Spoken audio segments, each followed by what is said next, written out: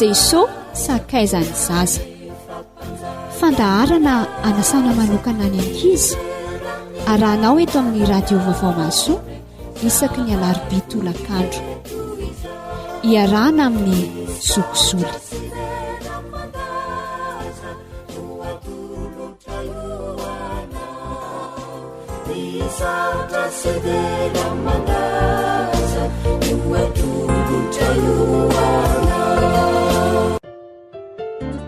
miarabanao tonga sondray atao anatin'ny fandarana jesosy sakaizany zany zareo dia manasanao hanaraka n'izany fandarana izany hatramin'ny farany fahasoavana mbola omen'andriamanitra antsika indraingy ty fotoana ity afahantsika mamantatra ny sitrapon'andriamanitra miain'ny teniny mianatra n'izany ihany koa andeha atombokitsika amin'ny famakina ny ohabolana izany ohabolana faraiky amby roapolo andiny voalohany hatramin'ny 10 izao no vakitsika ety ampiandohany dia vakitsika amin'ny anaran'i jesosy zany raha novely leo an-tanan'i Jehova ny fon'ny mpanjaka ka tarihany amin'izay tiany ataony olona ho marina avokoa ny lalana rehetra lehany fa Jehova ihany no mpandanja ny fo ny anao izay marina sy mahitsy misitraka Jehova mihoatra noho ny fanatitra latsadra ny fiandranandra ny maso sy ny fiavinavin'ny fo izay jiron-dratsy fanahy dia ota ny hevitry ny mazoto dia mampanankarena fa ny maikamaika rehetra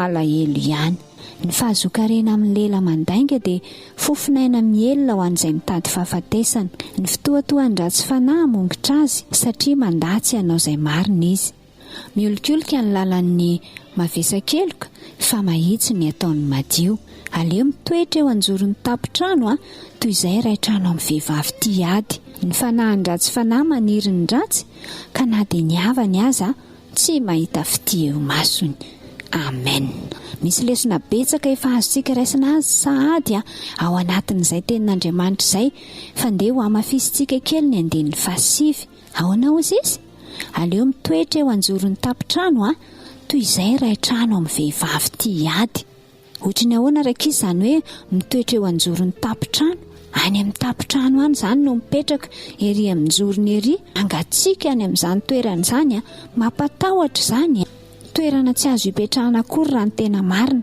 kanefany mampisafidy ny tenin'andriamanitra eto hoe aleo any no mipetraka toy izay hiara hipetraka amin'ny vehivavy tiady izay tena tiana ambara dia izao tena ratsy izany vehivavy tiady izany vehivavy moa izany no ambara eto satria matetika ny vehivavy ny tena tiady fa ny ankizy lahy kely koa misy tiady indraindray tsy mety ihany koa izany na lahy izany na vavy ratsy ny hoe tiady aza mba mila ady amin'ny ankizy aza mba mila ady amin'ny olona farak'izay azo atao atao izay avianana amin'ny olombelona rehetra aleo mandefitra na dia amin'ny tsirariny aza ary raha misy zavatra mety manahirana ny fifandraisana amin'ny namana dia miresa aloha atony izy dia resa hoe fa maninona ka ianao no nanao zavatra ohatran'izao mampalahelo ana ny zavatra nataonao fa rehefa mifampiresaka tsara dia tsy misy ady raikitra izany eo fa milamina fa le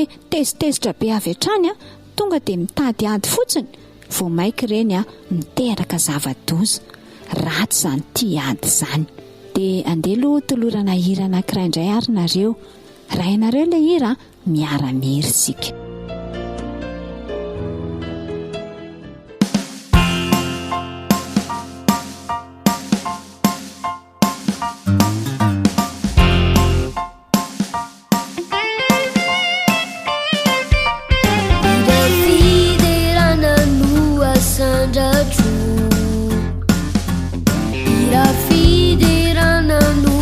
Sauraku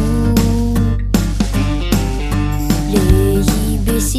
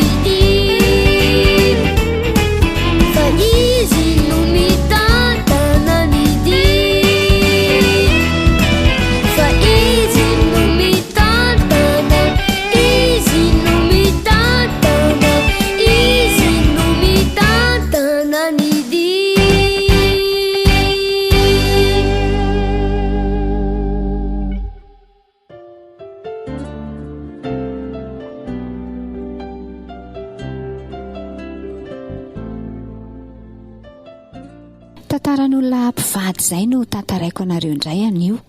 Ny anaran'le rangahy Nabala, dia ny anaran'le vehivavy Abigail.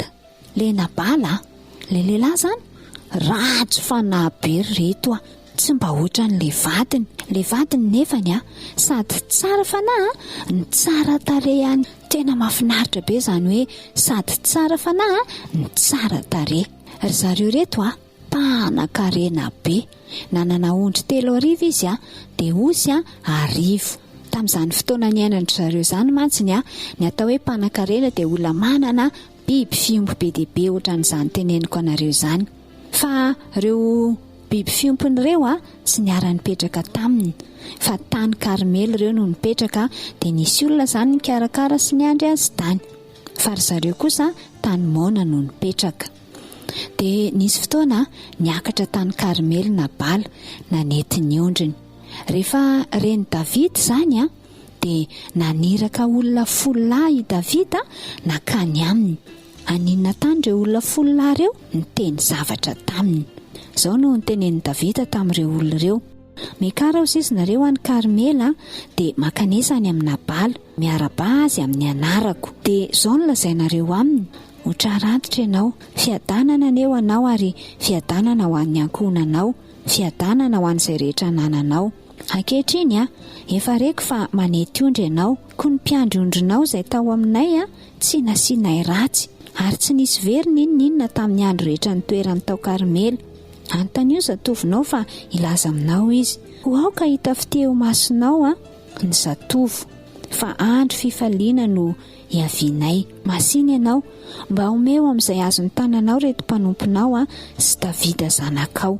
Raha amboarintsika kely zany ataoko amin'izay fomba azahoan'ny ankizy azy ilay afatra nampitain'i Davida ho any amin'ny Nabala izay netiny reto olona 10 lahy reto dia izao: mandana izy makany amin'ny Nabala dia tenena izy hoe ny mpiandry ondrinao tsy nisy nataonay tsinitsinina taty Karmela, tsy nisy very koa ny ondrinao sy ny fanananao rehetra, noho izany dia mba homeo zahay.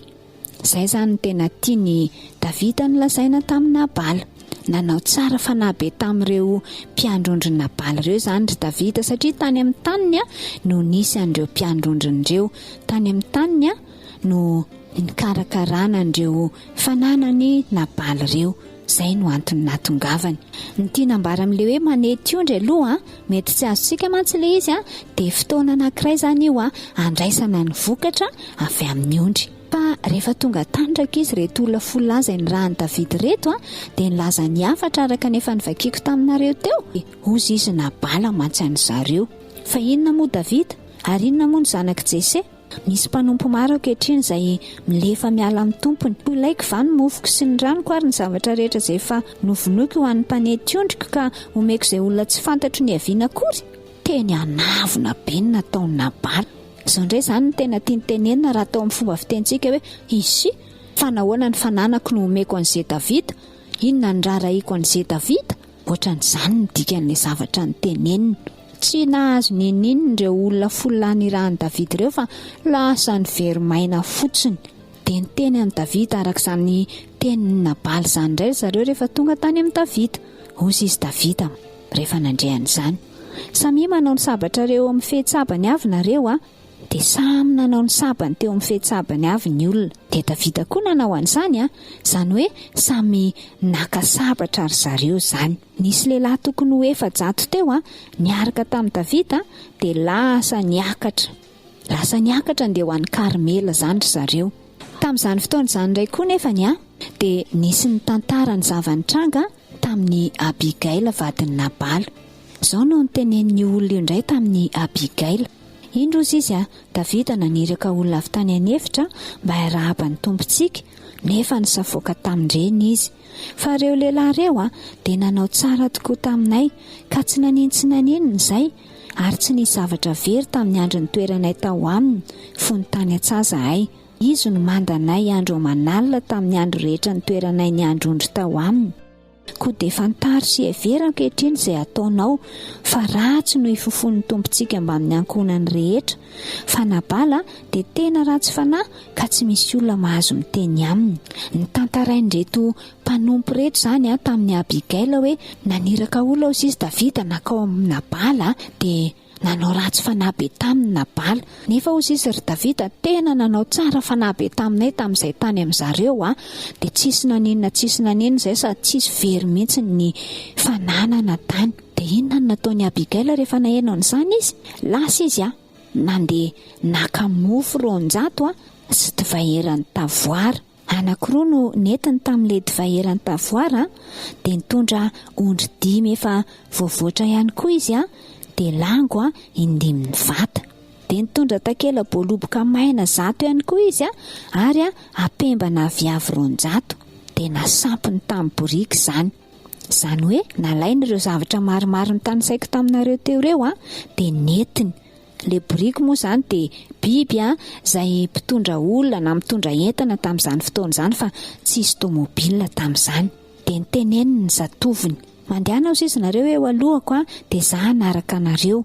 Fa tsy niteniteneniny tamin'ny Nabala izany izany hoe nanana fikasany Abigaila hanatitra fanomezana ho any amin'ny Davida noho ny zava-tsoa izay nataon'i Davida tamin'ireo mpanompony ireo. Dia lasa ry zareo niaraka tamin'ny mpanompony nandeha nitaingina borika fa tsy niteneniny tamin'ny Nabala. Dia rehefa teny an-dalana ry zareo dia nifanena tamin'ry Davida. Ry Davida kosa tamin'izay fotoana izay araka ilay efa nitantaraiko anareo tery aloha efa nitondra sabatra niaraka tamin'ny 700 lahy andeha ho any ihany koa. Dia nifanena teny an-dalana ry zareo. Foana tokoa hozy izy ny arovako an'izay rehetra nananan'ilay iny tany anefitra ka tsy nisy very ninninona fa novalian-dratsy ny soa nataoko. Mba ataon'Andriamanitra toy izany anie ny fahavalon'i Davida. Eny mihoatra noho izany aza raha dia avelako isy hiangana na dia lehilahy iray aza izay mety ho azy ambara-pahazava ny andro.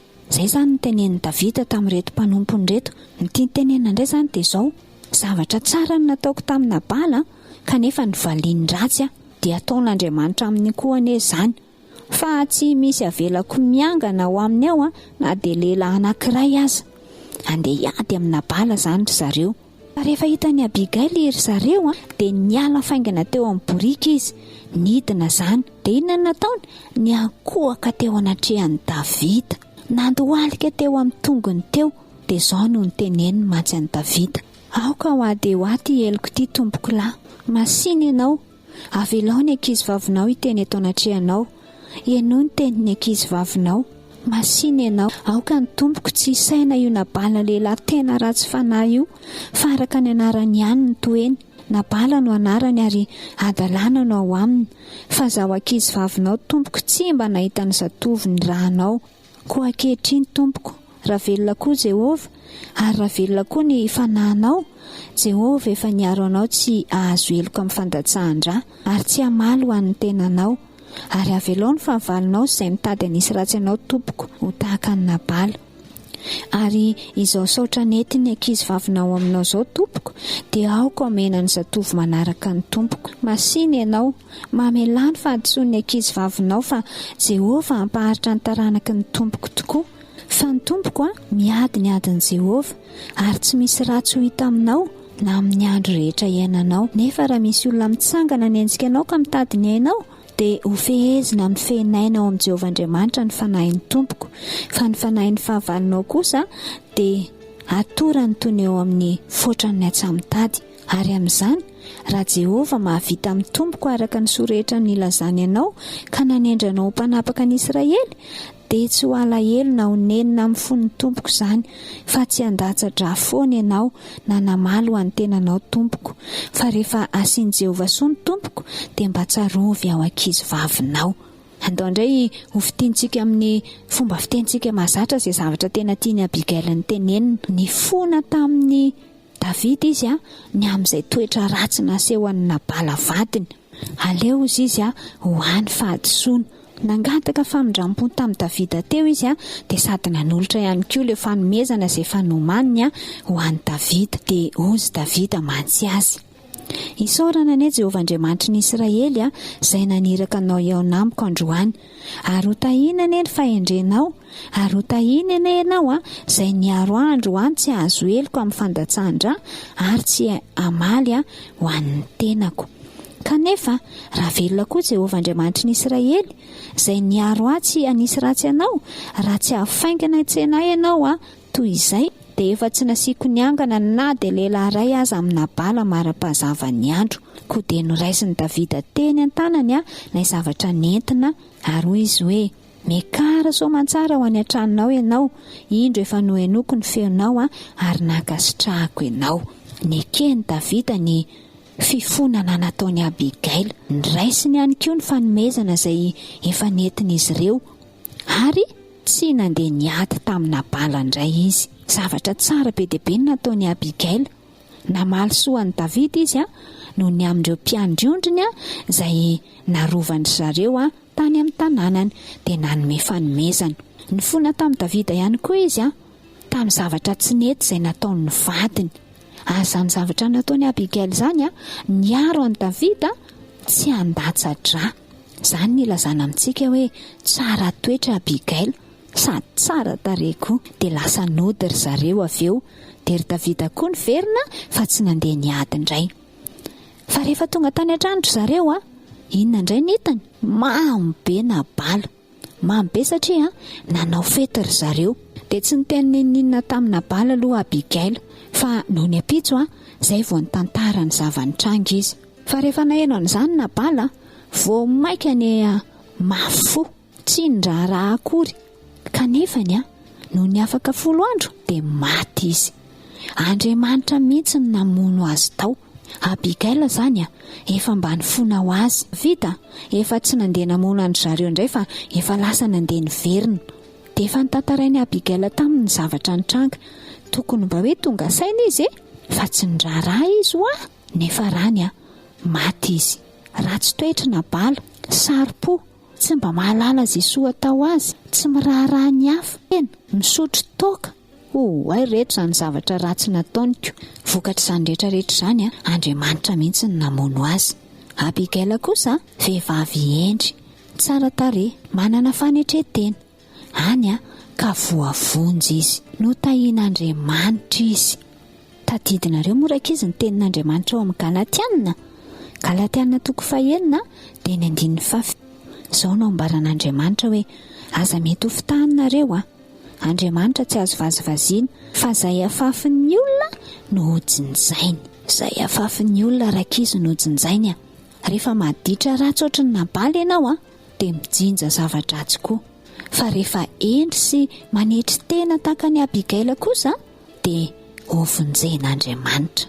Ao amin'ny Samoela 1:5-20 no misy an'izay tantaran'ny Nabala sy Abigail izay. Aleo aloha anaraka hira indray tsika, mialohan'ny herisoantsika eo amin'ny fizarana 7. Dia hirariana indrindra ny ankizy rehetrarehetra mba samy ankizy endry tsara sady manana fanetretena ohatra ny Abigail daholo raha hoary aloha anaraka hira.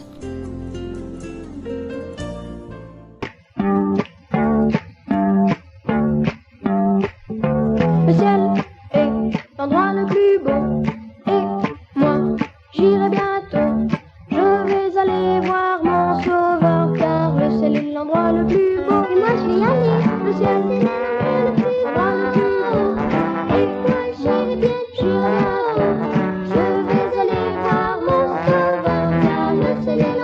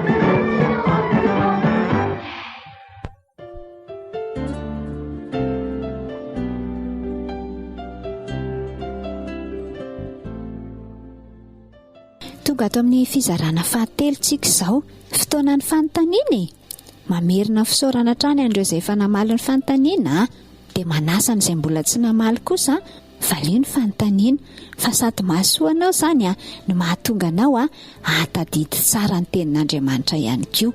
Averiko aminao ary izao ny fanontaniana. Ny fanontaniana voalohany dia hoe aiza no ahitana ny tantaran'ilay lehilahy te handova ny fiainana mandrakizay ka nanatona an' Jesosy nanontany. Aiza no ahitana ny tantaran'ilay lehilahy te handova ny fiainana mandrakizay ka nanatona an' Jesosy nanontany. Fanontaniana faharoa, iza no anaran'ilay vehivavy novonjena tao amin'ny tanànan Jeriko satria nanafina an'ireo mpisafitany. Iza no anaran'ilay vehivavy novonjena tao amin'ny tanànan Jeriko satria nanafina an'ireo mpisafitany. Fahatelo, niseho tamin'ny endrika inona ny fanahy masina raha nipetraka tamin'ny mpianatra. Niseho tamin'ny endrika inona ny fanahy masina raha nipetraka tamin'ny mpianatra. Ary fanontaniana fahaefatra farany manomeza vokatry ny fanahy miisa 4. Misy tsy mahazo tsara ilay fanontaniana fahaefatra ity hoe manomeza vokatry ny fanahy miisa 4. Tamin'izay fotoan'izay tsika nianatra hoe ny olona anankiray rehefa nibebaka ka mino an' Jesosy ary mandray azy ho tombo sy ho mpamonjy ny fiainany dia omen'Andriamanitra azy ny fanahy masina. Io fanahy masina io dia mitondra zavatra tsara betsaka eo amin'ny fiainan'ny olona anankiray izay mino. Inona ary ny vokatra izay fananana ny fanahy masina izay? Nisy maromaro ilay izy fa 4 no omenao dia fa ampy ho valiteny izay. Izay ny fandaharantsika atao anatin'i Jesosy akaizan'ny zaza.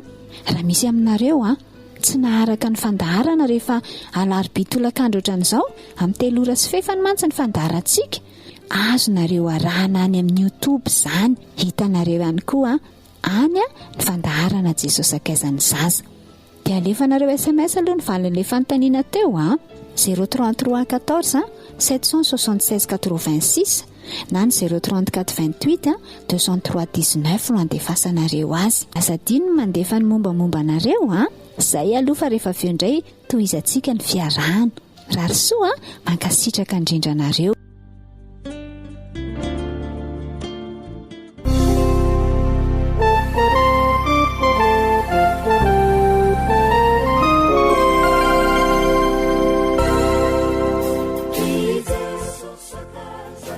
Jesosy sakaizany zaza. Fandaharana anasana manokana any ankizy arahanao eto amin'ny radio vaovao maso isaky ny alarobia tolakandro iarahana amin'ny zokizoly.